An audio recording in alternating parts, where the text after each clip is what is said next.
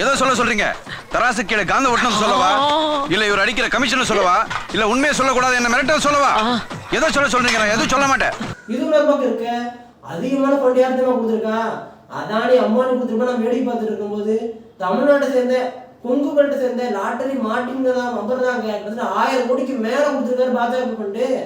எதுக்குங்க அவர் பாஜக ஃபண்டு கொடுக்கலான்னு யோசிக்கலாம். அதாவது என்ன பண்றது, லாட்டரி மாட்டி நிறுவனத்துக்கிட்ட ஈடு ரேட்டு வருது 2023 கிட்டத்தட்ட பல கோடி ரூபாய் முறைகேடு பண்ணியிருக்காரு. ஈடு ரேட் நடந்தது. உடனே என்ன பண்றாரு, ஈடு வந்து காப்பாற்ற ஒண்ணு 2 வழி தாங்க இருக்கு.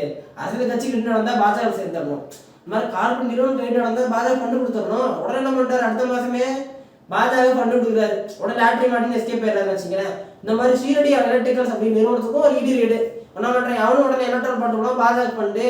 இப்படி மிரட்டி பணம் வாங்கிட்டு இருந்திருக்கிறாங்க. கத்திரிக்காய் 10 கிலோ, கமிஷன் அடிச்சது 2 கிலோ, முதலாளிக்கு லாபம் 20 ரூபா.